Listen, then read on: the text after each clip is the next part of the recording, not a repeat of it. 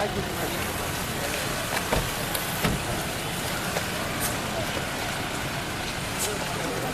జవాన్.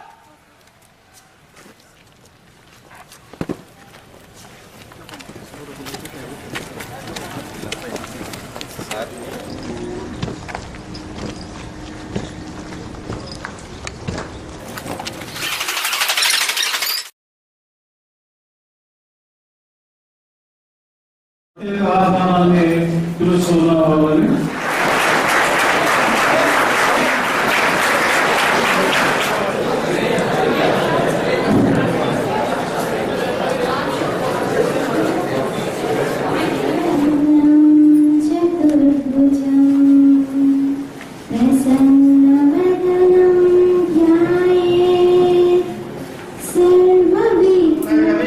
అదే ఒక ప్రైవేట్ విద్యాసంస్థలో చూసినప్పుడు ఎంత కార్పొరేట్ సార్ చెప్పినప్పుడు సార్ ఎస్సీఎస్ కాలేజ్ లో మనం చేద్దాము, ఎందుకంటే అక్కడ అందరూ ఆల్ కమ్యూనిటీస్ పేరు పిల్లలు ఉంటారు. తప్పకుండా ముందు అక్కడే పేరెంట్ ప్రోగ్రామ్ 1 ఇక్కడే స్టార్ట్ చేద్దాం. ఈరోజు ఈ ప్రేరణ అనే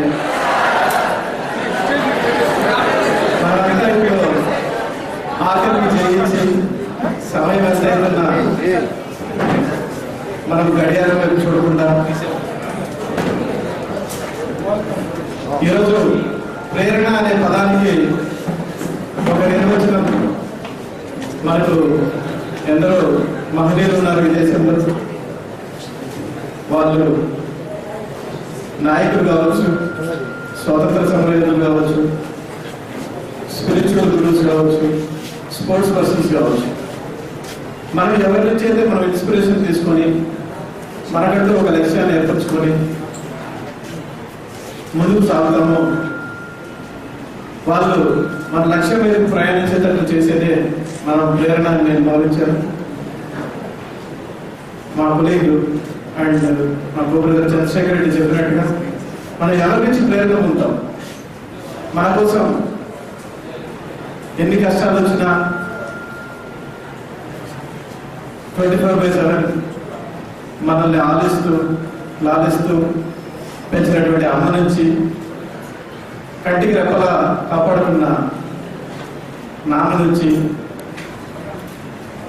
తమ జీవితాన్ని మనకు అంకితం చేసి చదువు చెప్పేటటువంటి గురువుల నుంచి మనతో పాటే తోబుట్టులు కాకపోయినా ఎంత దూరమైనా ప్రయాణించేటటువంటి స్నేహితుల నుంచి మనం ప్రేరణ పొందుతాము.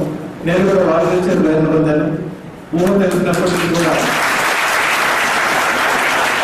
మాతృదేవోభవ, పితృదేవోభవ, ఆచార్య దేవోభవ అంటూనే ఆ స్నేహ బంధం కూడా మనల్ని ఎంత దూరం నడిపించింది. సో ఈరోజు 2007 నుంచి సెలెక్ట్ అయిన తర్వాత మేము చూస్తున్నటువంటి ప్రపంచం వేరు, సెలెక్ట్ కాకముందు మేము చూసినటువంటి ప్రపంచం వేరు. మనం ఏదైనా ఒక లక్ష్యానికి ఏర్పరచుకున్నట్లయితే ఆ లక్ష్యం ముందు ఎవరి కోసం ఏర్పరచుకున్నాం? మన కోసం ఏర్పరచుకున్నామా? మన తల్లిదండ్రుల కోసం ఏర్పరచుకున్నామా? ఏదో క్లాస్కి వస్తే ఆ టీచర్స్ చెప్పేదాన్ని చూసి ఇన్స్పైర్ అయి పెట్టుకున్నామా? ఇవన్నిటికి తోడు మనలో మనకైనా గట్టిగా బలంగా నమ్మినట్లయితే ఆ ప్రేరణ అనేటటువంటిది మన లక్ష్యం సాధించేంత వరకు కూడా మనల్ని వెన్నట్టి నడిపిస్తూ ఉంటుంది. సో ఆ ప్రేరణ మీకు అందరికీ కలగాలని, దానికోసం అప్పుడప్పుడు మనం ఎవరిని చూసి రోల్ మోడల్స్గా భావిస్తుంటామో వాళ్ళతో ఇంటరాక్ట్ అయ్యేటటువంటి అవకాశం కలగాలని, ముఖ్యంగా గ్రామీణ ప్రాంతాల నుంచి వచ్చినటువంటి సరైనటువంటి వస్తువులు లేనటువంటి, ఆర్థిక సహాయం తక్కువగా ఉన్నటువంటి ఈ విద్యార్థులందరిలో ఉన్నటువంటి ఆ పట్టుదల ఏ డబ్బు ఉన్నవాడికి ఉండదండి, ఎటువంటి ఉన్నతమైనటువంటి పొజిషన్లో ఉన్న వారికి ఉండదు. అందుకనే మీ నుంచే ఈ ప్రేరణ అనే ప్రోగ్రామ్కి శ్రీకారం చుడుతున్నాను. నేను అఫీషియల్గా ఇక్కడికి చేరిన తర్వాత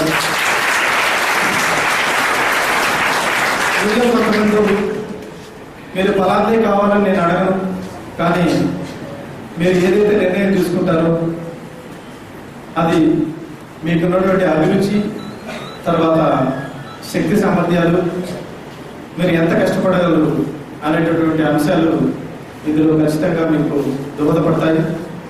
వీటిలో తల్లిదండ్రుల పాత్ర, ఉపాధ్యాయుల పాత్ర, తర్వాత మీ స్నేహితుల పాత్ర చాలా ఎక్కువగా ఉంటుంది.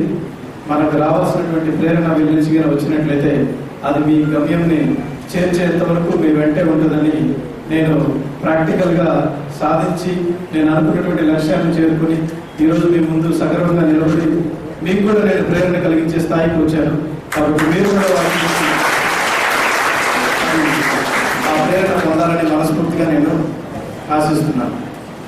ఇంకా మనము నిజ జీవితంలో చూసేటువంటి కొన్ని సంఘటనలు కూడా మనకి ప్రేరణ కలిగిస్తాయి. నాకు అలాంటి ప్రేరణ కలిగించినటువంటి ఓ సంఘటన అయితే కొన్నిసార్లు అవి మంచి సంబంధించి ఉంటాయి, కొన్నిసార్లు అవి మనకి బాధలు కలిగించేవి కూడా ఉంటాయి.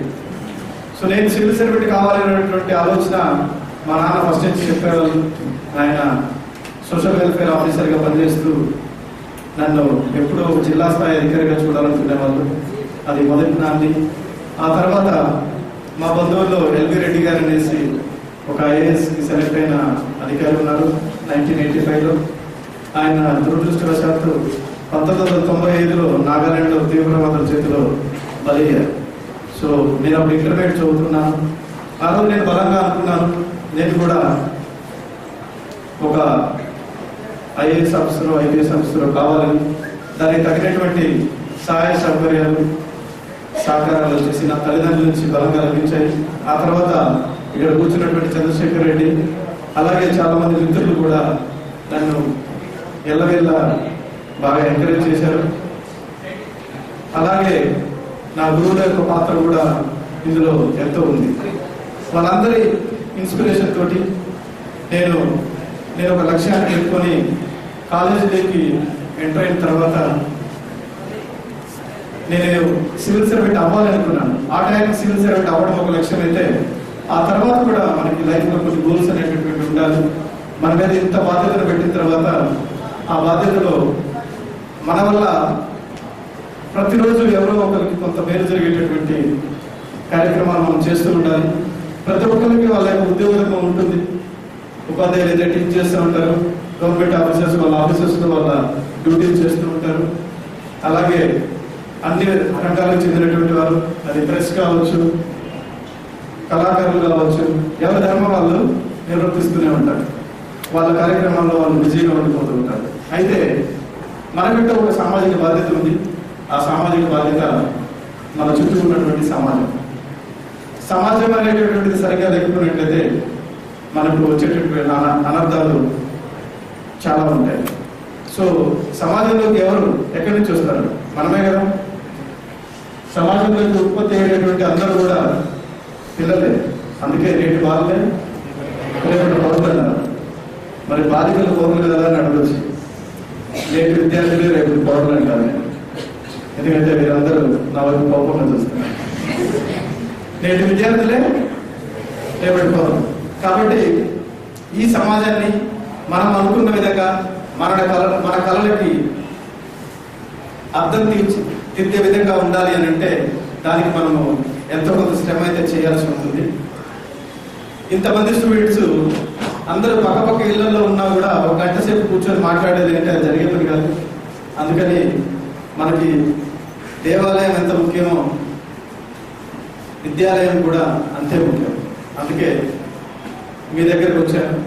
మీలో కూడా కొంతమందిని, మీలో ఉన్నటువంటి ఆ స్ఫూర్తిని మేము ఖచ్చితంగా రెగ్యులర్గా మీతో ఇంటరాక్ట్ అవుతూ మీలాగే ఎంతోమంది కళ్ళగన్నటువంటి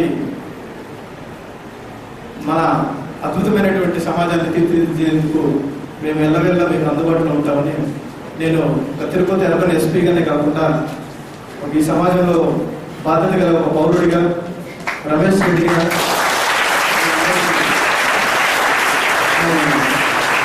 మాట్లాడుతున్నాను. అప్పుడప్పుడు నాకు ప్రేరణ కలిగించేటటువంటివి కొంతమంది చెప్పినటువంటి మంచి మాటలు కావచ్చు.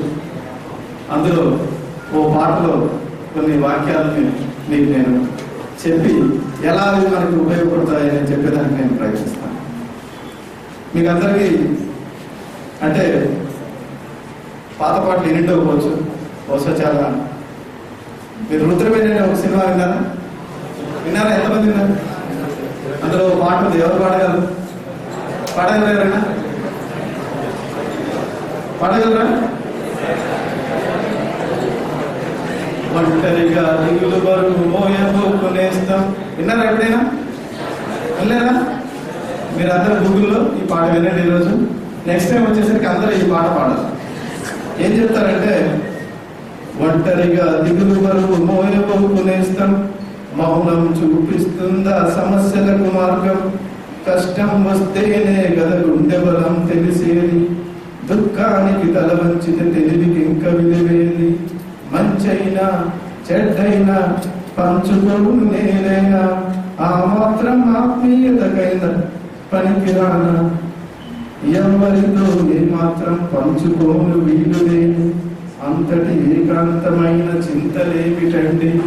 సో ఈ పాట కనుక మీరు విన్నట్లయితే జీవితంలో ఒకరికి ఒకరు ఎంత తోడు ఉండాలో అనేటువంటిది మీకు అర్థమవుతుంది. ఈరోజు టెక్నాలజీ వచ్చి పక్కన ఉన్నా కూడా పక్కన వాళ్ళని చూసి మాట్లాడే పరిస్థితి లేదు, అమ్మా నాన్నలతో మాట్లాడే పరిస్థితి లేదు, ఇంటికి 4 టీవీలు 10 మొబైల్స్. పేదరికం అనేది దీన్ని బట్టి డిసైడ్ చేయాలి. ఇంట్లో మొబైల్ లేకపోతే అప్పుడు పేదరికం ఉన్నట్టు డిసైడ్ చేయాలని నేను పడగలను. అవునా? మొబైల్ ఏమారు ఎవరైనా ఉన్నారా? ఒక్కరు చేయకండి. ఏం పెట్టాను అందులో?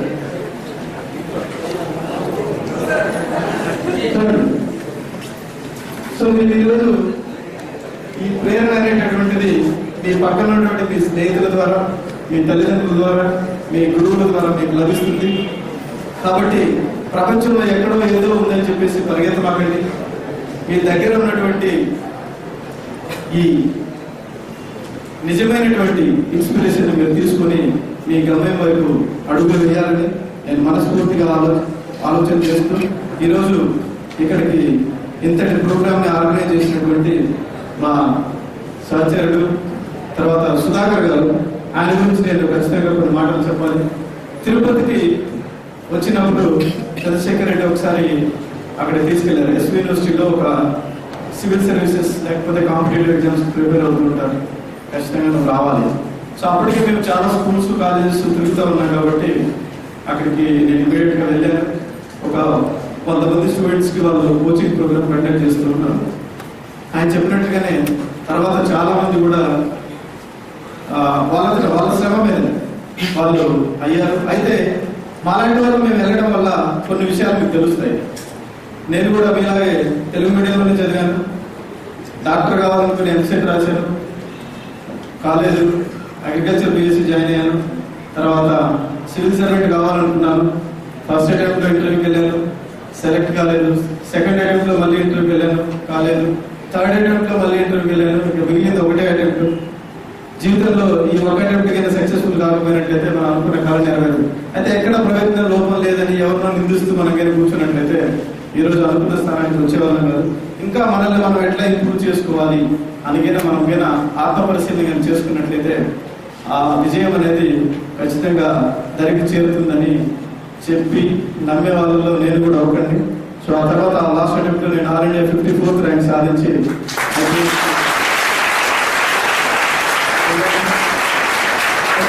అంత ర్యాంక్ వచ్చినా కూడా నేను ఐఏఎస్ 1 మార్కులో మిస్ అయింది. అంటే ప్రతి చోట కూడా మీకు ఏదో ఒకటి కొంచెం తగ్గినట్టు, కొంత కోల్పోయినట్టు అనిపిస్తూ ఉంది. అయితే దానివల్ల మనం ఏముందో దాని ఆనందం అనుభవించేదానికంటే ఏది లేదో దాని గురించి బాధపడడానికి అయితే అటువంటి ఆ బాధ కూడా దానికి రానివ్వలేదు. ఆంధ్రప్రదేశ్లో పనిచేసే అవకాశం రాలేదు. త్రిపురకు వెళ్ళాను. అక్కడి నుంచి మళ్ళా 2007లో నేను సెలెక్ట్ అయితే ఈరోజు 2020లో అంటే 13 ఏళ్ళ తర్వాత ఒక ఐపీఎస్ ఆఫీసర్గా నేను ఆంధ్రప్రదేశ్లో పనిచేయాలనుకున్నటువంటి కళ నాకు నెరవేరింది.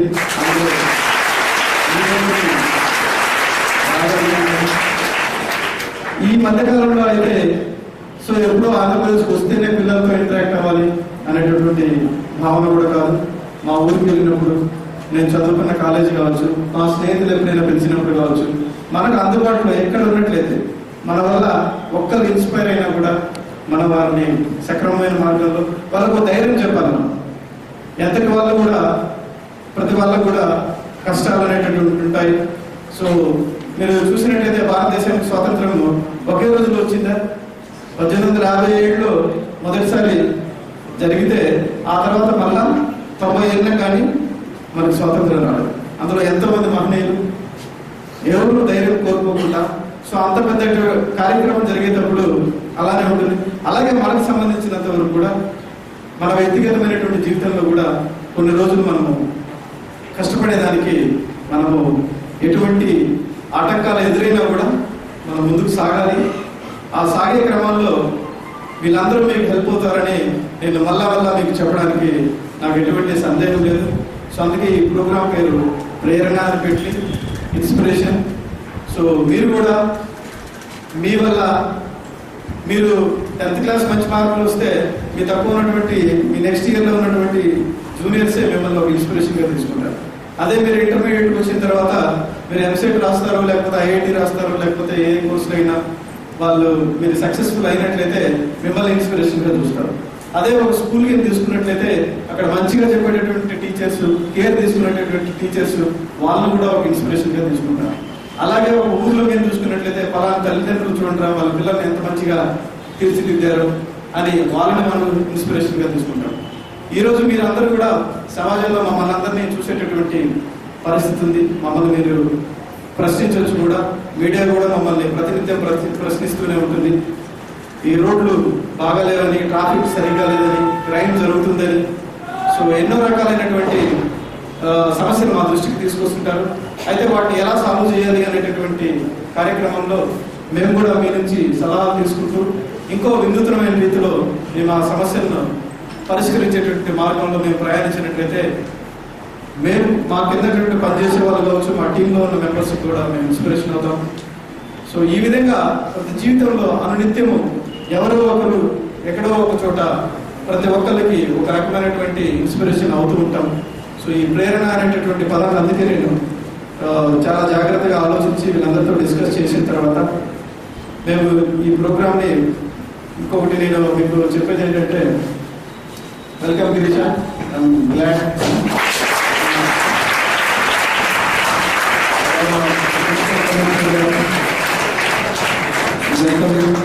సో ఆయన ఎంత బిజీగా ఉన్నా కూడా నేను ఇన్వైట్ చేయగానే తను కూడా వచ్చారు. Thank you Girisha. So municipal commissioner గా తను కూడా అద్భుతమైనటువంటి కార్యక్రమాలు చేపడుతున్నారు. సో నేను తీసుకున్న నిర్ణయం, నేను ఏ విధంగా ఒక విజిటర్గా, ఒక భక్తుడిగా ఇక్కడికి వచ్చి దర్శనం చేసుకున్న తర్వాత ఉన్నటువంటి టైంలో ఎలా మనమైతే స్టూడెంట్స్ దగ్గరికి వెళ్ళి ఇంటరాక్ట్ అవుతామో, ఈరోజు నేను ఇక్కడ పనిచేస్తున్నాను కాబట్టి ముందుగా ఇక్కడ ఉన్నటువంటి మేమిద్దరం, ఆయన మున్సిపల్ కమిషనర్, నేను అర్బన్ పోలీస్ ఎస్పీగా ఉన్నాం, ఎలాగెలా మేమిద్దరం అందుబాటులో ఉంటాం. ఏ కాలేజీలో కూడా ఏ స్టూడెంట్ కూడా ఒక ఆర్గనైజ్గా ఇటువంటి ప్రోగ్రామ్ నేను ఏర్పాటు చేసుకున్నట్లయితే మనం టైం ఫిక్స్ చేసుకుని, సుధాకర్ గారు, మీరు రమేష్ గారు, మీరు ఇన్స్పిరేషన్ అవుతూ ఖచ్చితంగా ప్రతి స్కూల్, ప్రతి గవర్నమెంట్ స్కూల్ కూడా, గవర్నమెంట్ స్కూల్ కదా, ఏ స్కూల్ అయినా వెళ్తాం, ఎక్కడ చదివేటటువంటి ప్రతి విద్యార్థి కూడా మనకి ఇంపార్టెంట్. వాళ్ళు గవర్నమెంట్ స్కూల్ ఆ విద్యార్థి అనేది ముఖ్యం. ప్రతి విద్యార్థి కూడా చైతన్యవంతంగా ప్రేరణ పొంది వారు తాము అనుకున్నటువంటి లక్ష్యాలను సాధించిన తర్వాత వాళ్ళు కూడా సమాజం కోసం ఆలోచించగలిగినట్లయితే మేము చేపట్టినటువంటి ఈ కార్యక్రమం నిజంగా సఫలీకృతం అవుతుందని, మాకు అంతకన్నా వేరే ఆనందం ఏది లేదని నేను బలంగా నమ్ముతూ ఉన్నాను. సో నేను మీకు ఈరోజు జాయిన్ అయ్యే ముందు కూడా ఒక ప్రామిస్ చేశాను నేను. అందులో భాగంగానే తర్వాత ఇప్పుడు మన ప్రిన్సిపాల్ గారు ఒక పారితోషికం కూడా ఇవ్వడం జరిగింది. నేను కూడా ఈ ప్రోగ్రామ్ కంటిన్యూస్ కావాలని, మీ దగ్గర ఉన్నటువంటి రిసోర్సెస్ సరిపోతాయో లేవో కాబట్టి ఈ ప్రోగ్రామ్ స్టార్ట్ కావాలని నా వంతుగా నేను 25,000 రూపాయలు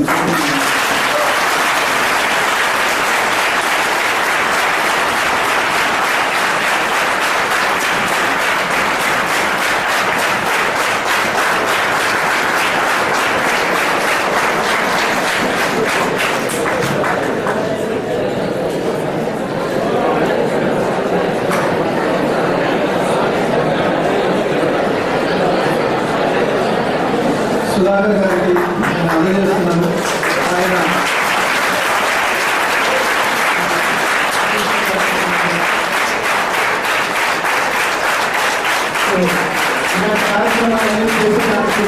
ఈ నెలలో చాలా మంది నేను చెప్తున్నాను. సో ఇది కంటిన్యూ కావాలని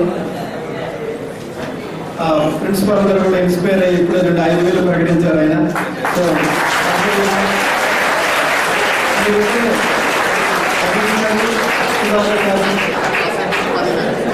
కమిషనర్ గారు 10,000 ప్రకటించారు.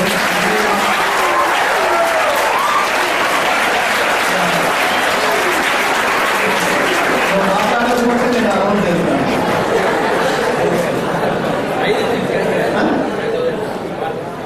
సరే, ఆయన చంద్రశేఖర్ రెడ్డి గారు కూడా 5,000 ప్రకటించారు. సో 45,000 రూపాయలతో మొదటి ప్రేరణ కార్యక్రమం మొదలైంది. కాబట్టి ప్రతి కాలేజీకి ప్రతి వారం కూడా ఎవరో ఒకరు మీరు వాళ్ళకి ఏమి మీరు న్యాచురల్గా మాకు ఎవరికి ఫ్లవర్ బొకేస్ ఇవ్వదండి, పత్రికా ముఖ్యంగా చెప్తున్నాం. మా ఆఫీస్ కూడా చాలా మంది వస్తారు. ఫ్లవర్ బొకేస్తో వచ్చారు అని అంటే నేను వాళ్ళని కలవనే చెప్తాను. దానివల్ల ఏదైనా పుస్తకాలు తీసుకొచ్చినట్లయితే వాటిని మేము తర్వాత శాల్వాలు ఇవి రెండు అంత అవసరం లేదు.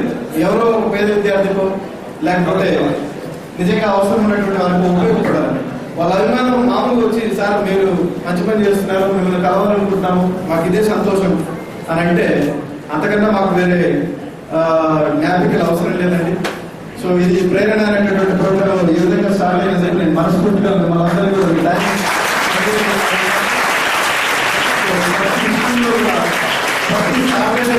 ఎక్కడ ఏదో ఒక ప్రోగ్రాం జరగాలి, ఎవరికి అందుబాటు ఉన్నా కూడా సాటర్డే సుధాకర్ గారు మీరు చూసుకొని ఏ ఆఫీసర్లు వచ్చినా కూడా నేను వాళ్ళని రిక్వెస్ట్ చేస్తున్నాను.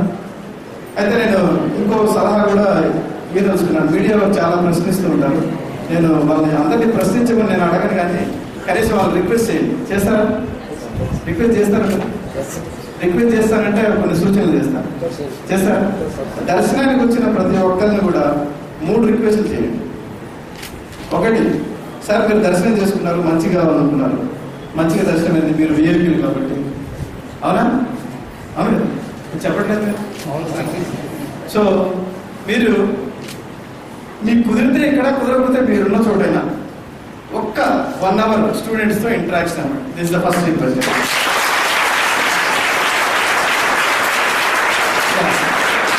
సెకండ్ రిక్వెస్ట్ వచ్చేసి పెద్ద పెద్ద వాళ్ళు పెద్ద పెద్ద కార్లు వాడుతుంటారు. ఒకళ్ళు వస్తే 20 కార్లు 30 కార్లు, ఎంత పొల్యూషన్ చెప్పండి.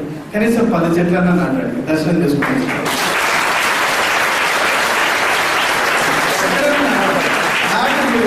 సోషల్ మీడియాని విరివిగా వాడుతుంటారు కదా, మీకోసం ఎన్ని పూలు వేస్ట్ అయిపోతున్నాయి. సో 10 చెట్లు అయితే నాటమని చెప్పాను. Second request. ఈ రెండింటితో అబద్ధం.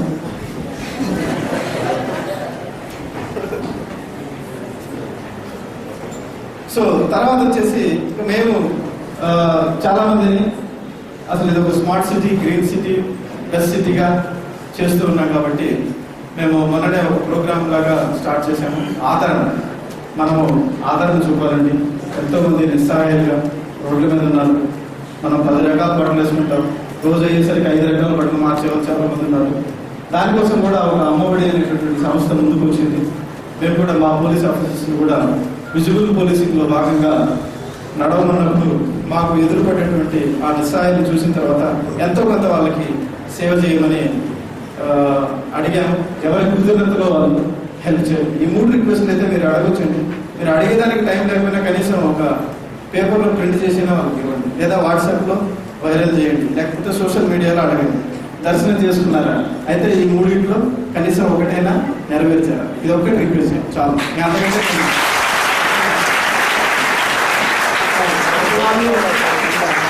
కలిగించాలండి, తర్వాత ఆదరణ చూపించాలండి. ఆ తర్వాత 3వ ప్రోగ్రాం వచ్చేసి పర్యావరణ. సో ఈ 3 ప్రోగ్రాంలు నేను ఒక పోలీస్ ఆఫీసర్గా నా బాధ్యతలు నిర్వర్తించిన తర్వాతనే నాకున్న సమయంలో వీటికి నేను కేటాయిస్తాను. అంతేగాని ఆ జాబ్ వదిలేసి నేను ఏదో ఈ పనులు చేస్తున్నానని అనుకోవద్దు.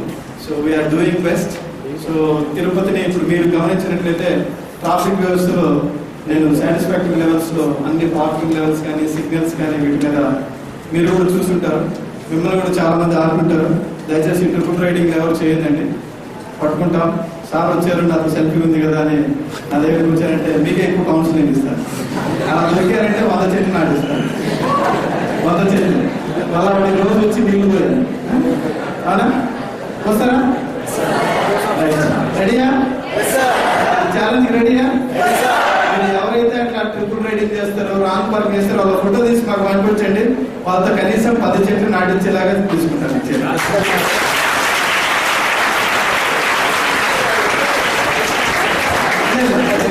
క్యాన్సిల్ చేయలేదు, ఎందుకంటే మళ్ళీ నా దగ్గర వచ్చి చెట్ల రోజు నీళ్ళు పోయారు. లేదు కదా, ఈ తర్వాత చూస్తాం. సో లైసెన్స్ అవన్నీ చెక్ చేస్తాం ఖచ్చితంగా ఈ మూడింటిని. తర్వాత సరే లాస్ట్ లో కొంచెం ప్రోగ్రామ్స్ వేరే ఉన్నవి. So thank you very much for patiently listening to me. ఈ ప్రోగ్రామ్స్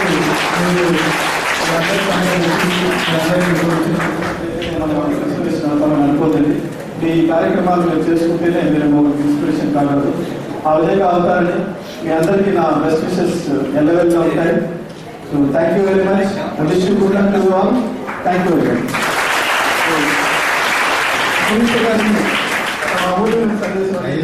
కూడా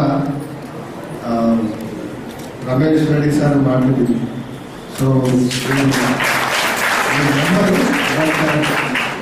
నేను ఎన్టీఆర్ అగ్రికల్చరల్ యూనివర్సిటీలో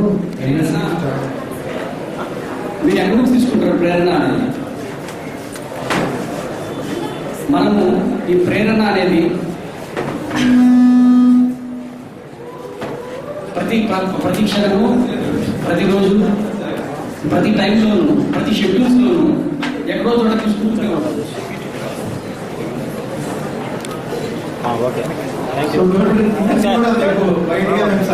సార్ మీకు కొట్టే ఉంది మరి అంత మంచి మాటల నుండి నేను అర్థం చేసుకున్న దాన్ని ఒక చిన్న పాట రూపంలో మీ అందరి ముందు ప్రదర్శించాలని అనుకుంటున్నాను.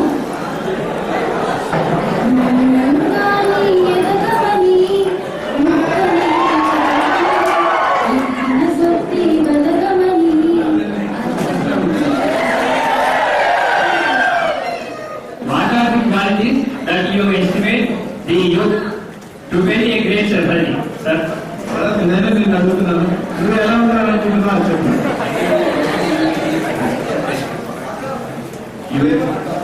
మొత్తం సొసైటీ అంతా యూనిటీ, అలాగే కోఆర్డినేషన్, ఒబీడియన్స్. నాకు ఇంగ్లీష్ తెలియదు కదా.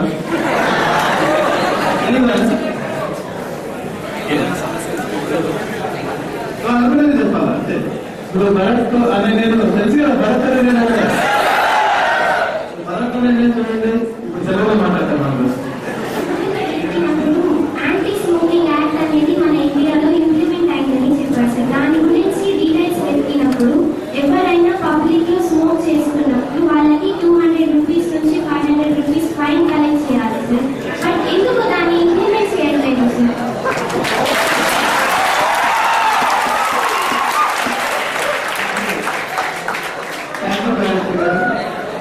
నేను నిజంగా ధన్యవాదాలు తెలియాలి. ఇప్పటివరకు మేము ట్రాఫిక్లోనే ఫైన్ చేస్తున్నాము. ఆ ప్రోగ్రామ్ ఇన్స్పిరేషన్ వేరే గాయత్రి గారి. మేము అది యాక్చువల్గా నెక్స్ట్ వీక్ నుంచి లాంచ్ చేయాలనుకుంటా ఉన్నాము. దాని ముందు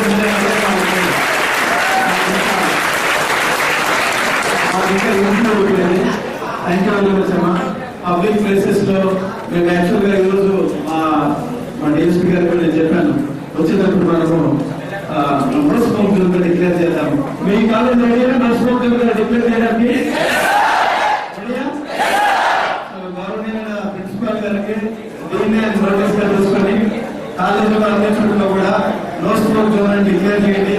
మేము కమిషనర్ గారికి చెప్పేసి పోలీసు ఇచ్చి అందరితో ఒక సర్టిఫికేట్స్ ఇచ్చి కంట్రీలోనే కొంచెం సైలెంట్ ఇక్కడ విధానం సైలెంట్. మీరు తాగాలనుకుంటే బయటకు తాగొచ్చు, ఇబ్బంది లేదు, కాలేదు.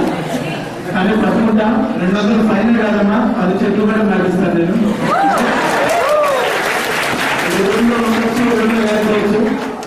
ఎస్పీ ప్రభుత్వం మాత్రం 10 చెట్లు ఖచ్చితంగా నడిపిస్తారు. పొలిటికల్ గా కూడా పర్వాలేదు, నా మీద నో ప్రాబ్లం.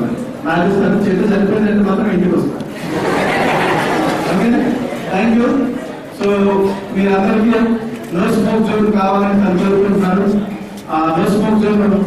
పబ్లిక్ ప్లేస్ లో ప్రతి రోడ్స్ లో కూడా, తర్వాత ఎందుకంటే మనం ఎయిర్ప్లేన్ ట్రావెల్ చేస్తున్నారు కదా తెలుసా, చాలా ఎయిర్ప్లేన్ చేస్తున్నారు. సో బాగా చేయించుకోవడం కూడా ఆ ఫ్లైట్ లోకి వెళ్ళగానే ఆపేయాల్సి వస్తాం.